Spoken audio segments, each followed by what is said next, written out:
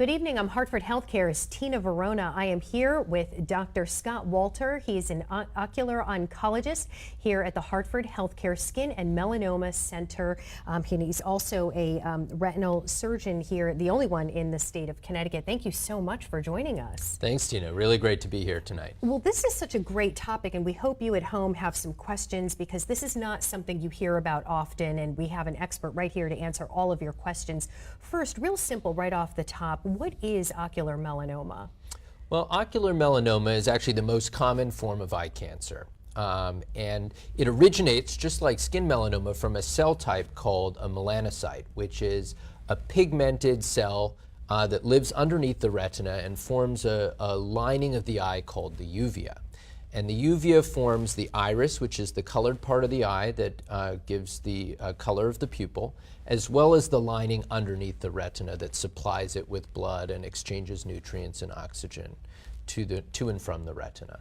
Do we know how, now there are moles that happen in the eye, and most of them are benign, but some of them have characteristics that are higher risk that could transform or develop into melanoma later on. Can you talk to us how that happens, what the process is in terms of a benign mole that could turn cancerous?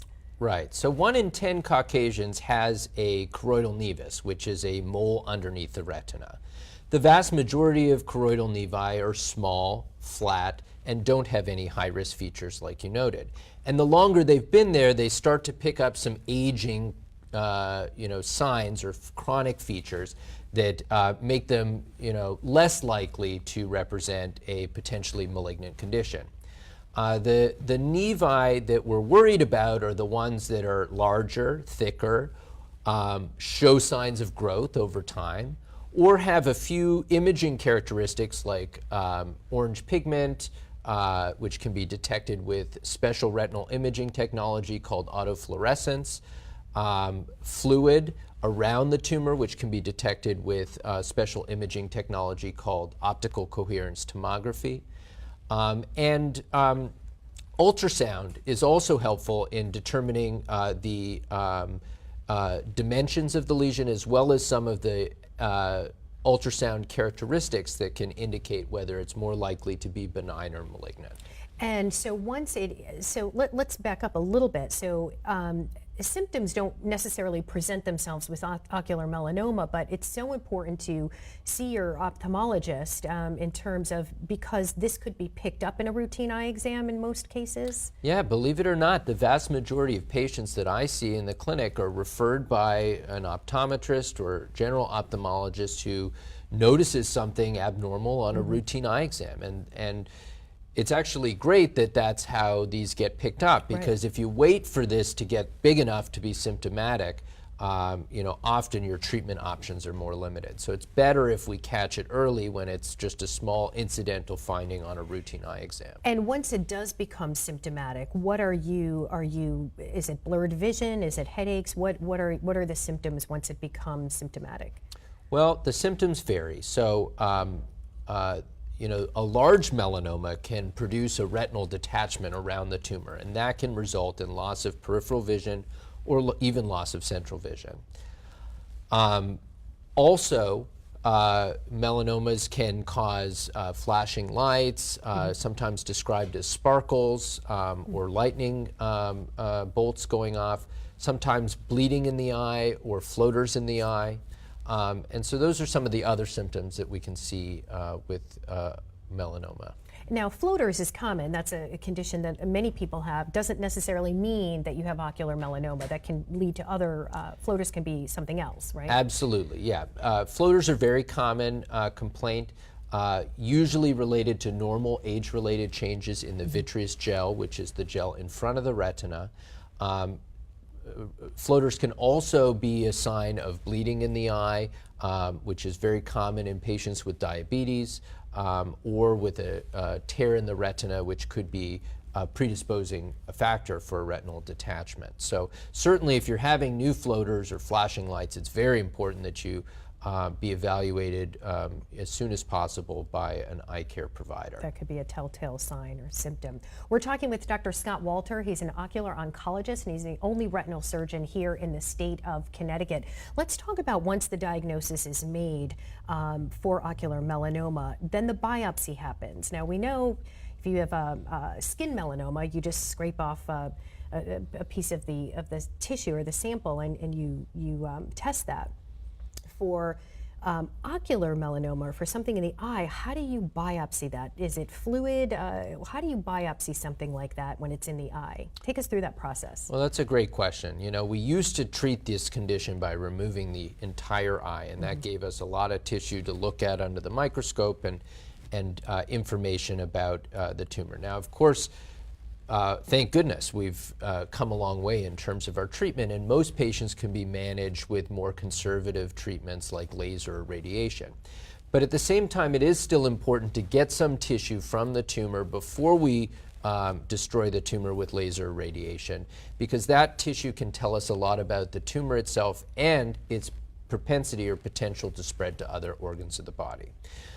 So there's a couple of different ways to obtain a biopsy of the tumor. As a retinal surgeon, I usually approach it through what's called a transvitreal approach, meaning we go through the vitreous gel, which is the gel in front of the retina, and through the retina to access the tumor with a very small gauge needle.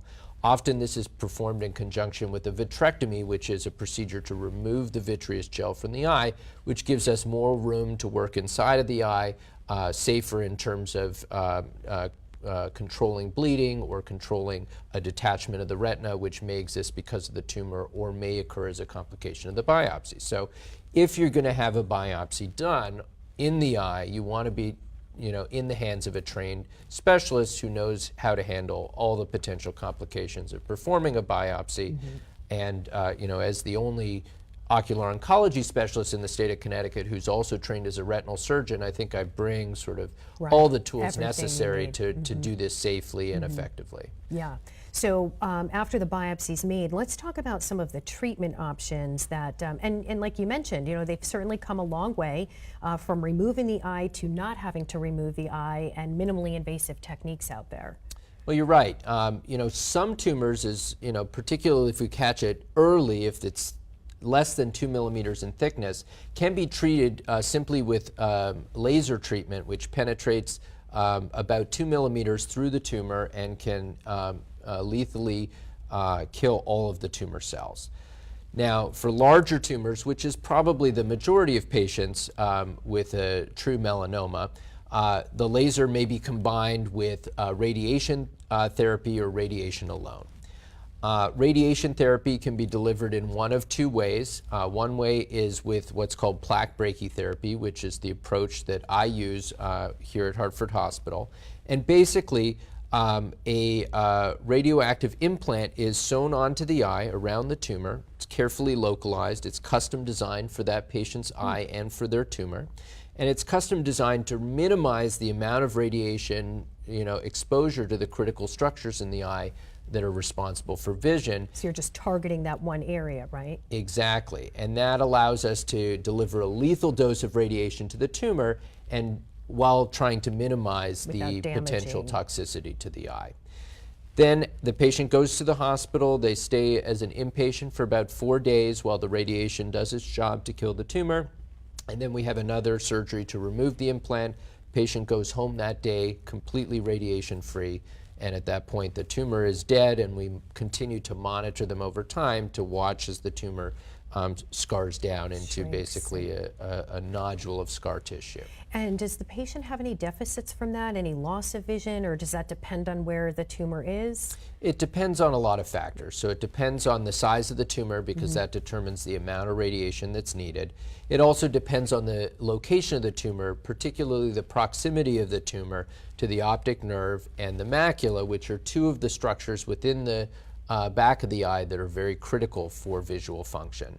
So radiation toxicity to the optic nerve can cause peripheral visual field problems, and radiation damage to the macula can cause central vision problems.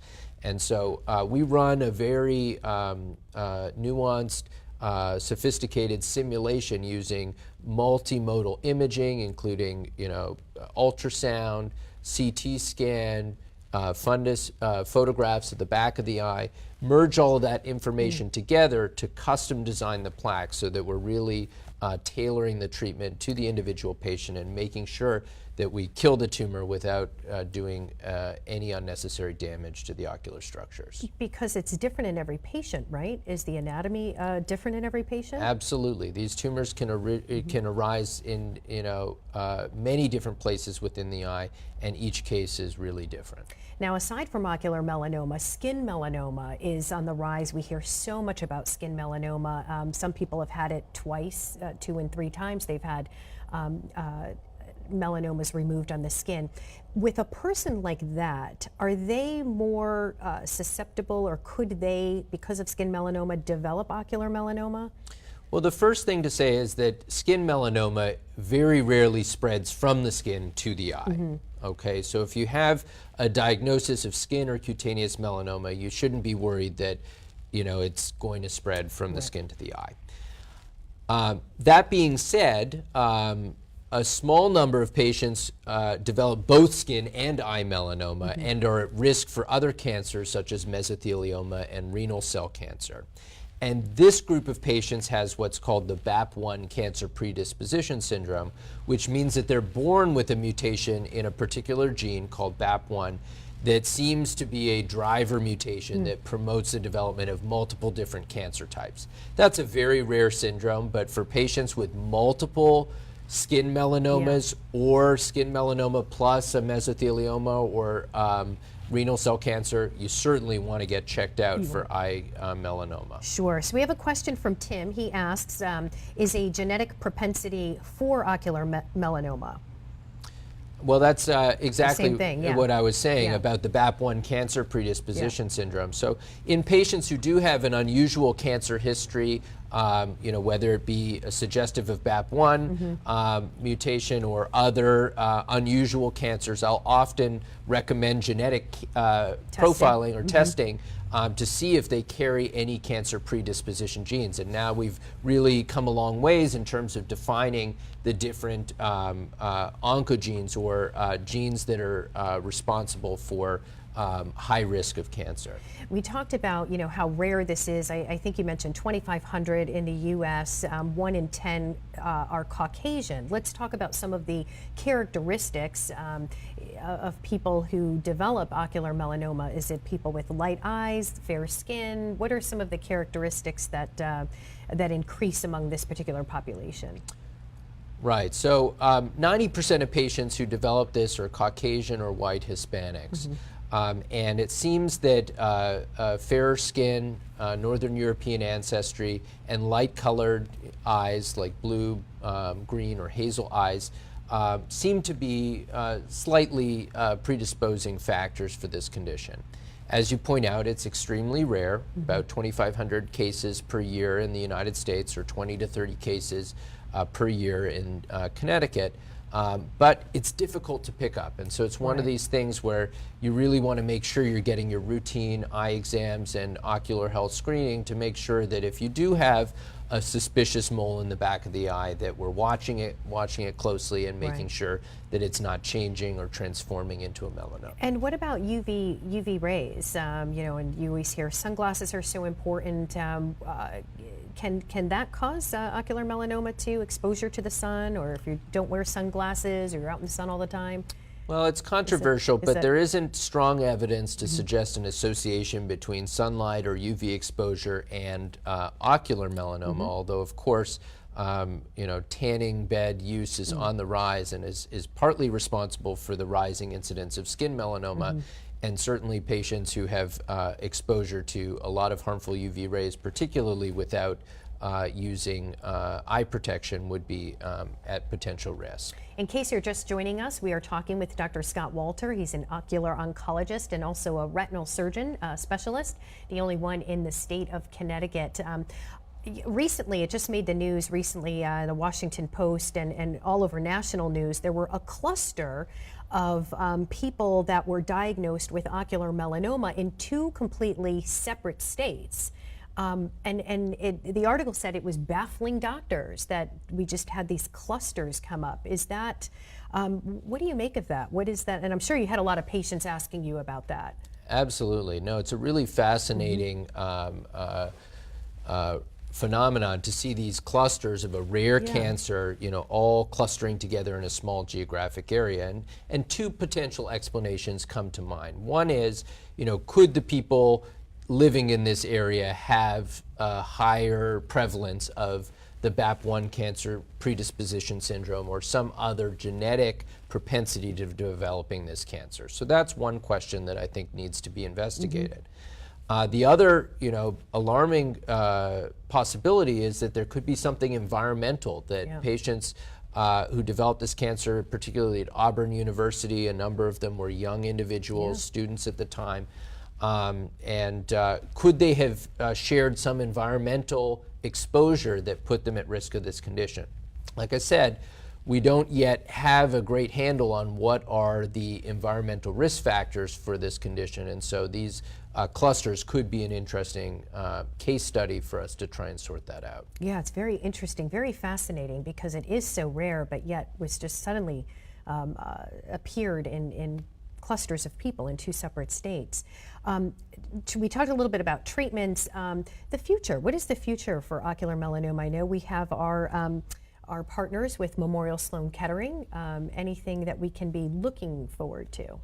Well, the good news is we have really made great strides in terms of managing the disease while it's localized to the eye. So 95% of patients who are treated locally, with radiation therapy, do very well in terms of local disease control. We get rid of the tumor and it doesn't grow back or recur. That being said, the cancer can still spread from the eye to other parts of the body, and sometimes the seeds have already spread at microscopic levels before we make the diagnosis. And unfortunately, there's no cure once the disease has spread to other parts of the body. Some patients obviously are treated with chemotherapy and do well, but the conventional chemotherapies that work for other cancers are less effective in melanoma. Recently, there have been really amazing strides in terms of the management of skin melanoma with a class of new therapies called immunotherapy, which actually train the immune system to recognize the cancer and amplify their response against it. And that's really revolutionized the management of skin melanoma here at Hartford Hospital and around the country. And so we're hoping to translate that armamentarium of new immunotherapy drugs into new treatments for uveal or eye melanoma. We're working with our partners at Memorial Sloan Kettering, Dr. Omar Eaton, who's the Director of Medical Oncology for the Melanoma and Skin Cancer Program, to participate in clinical trials and to really bring the field forward into the future here so that we can discover a cure for this disease. Yeah, the immunotherapy is so fascinating, how you can retrain the immune system. We have a question from Beth Ann. She asks, I have a mole in the iris. It is measured every year, but no cancer is known. Is there anything else I should do? Thanks for that question, Beth Ann. Thanks, Beth. One of the things that I bring is expertise in what's called ultrasound biomicroscopy, which is a technique using a special ultrasound to measure not just the dimensions of the mole across, but also the thickness of the mole in the iris. And that is, I think, an important way to monitor iris nevi. Now, most iris nevi do not turn into melanoma, but those that do grow or change, again, should be monitored closely or treated promptly in order to prevent the spread of the disease. And that's what's great about you, is being the retinal specialist, being a retinal surgeon. That is what's sort of the differentiator here, and what sets you apart, is that you could monitor something like this to see the characteristics, if there are any changes or the growth patterns. And that is so vital, because that's sort of like taking that benign mole, and then if you have those characteristics that change, could potentially become cancerous when you see those changes. Absolutely. One of the other things that's really transformed our management of this spectrum of disease is molecular prognostic testing. So once you have something that's suspicious enough to biopsy, we're not just looking at the cells under the microscope to confirm the diagnosis, we're actually able to extract molecular information from the tumor that gives us a window into the future, a picture of what are the mutations carried by the tumor, what is the propensity of the tumor to spread, How will it develop? and you know, what is the kind of time frame over which we might expect it to spread. So we now use a number of molecular markers to classify these tumors and do our surveillance accordingly. And all that information can be obtained using a microscopic specimen obtained from the tumor. There's not even necessarily visible cells in that you know, needle biopsy, but you can get molecular information from it that really is very powerful. It's very telling, yeah. It's almost like you can predict how it's going to develop, in a sense, right? Absolutely. So that, I think, is Yeah, really starting that to is transform our fascinating. management. And as we learn more about it, we may you know, do more targeted therapy, particularly as new drugs are developed to target the specific mutations within the tumor. Fascinating. This is, I think this is just such a tremendous topic, and you know, we often hear about skin melanoma. We hear about it a lot, especially now that we're venturing into the summer months. But ocular melanoma, I find so fascinating because you never hear about it because it is so rare. But yet you've seen 8 patients in 4 months, so it's rare but not rare. Yeah, it's one of these hidden diseases, Yeah. and believe it or not, you know, the more you ask around, you'd be surprised. There are people out there right here in the state of Connecticut and in your neighborhoods who've been treated for this condition. And for many years, a lot of these patients had to leave the state. So I'm now seeing patients who were treated in New York, in Boston, in Philadelphia, and really around the country who are now able to centralize their care here closer to home, undergo the, you know, post-treatment surveillance and monitoring here without having to travel, you know, such long distances. So. And especially the diagnostic part of it and the surveillance part of it is really revolutionary, and it's right here in Connecticut. So, Dr. Walter, thank you so much for spending some time with us this evening. We hope you got something out of this discussion. I certainly did. We thank you for joining us. If you would like more information about the Skin and Melanoma Center here at Hartford Healthcare or what Dr. Walter does, you can call 1-855-HHC here. I'm Hartford Healthcare's Tina Verona. Thanks for joining us. We'll see you next time.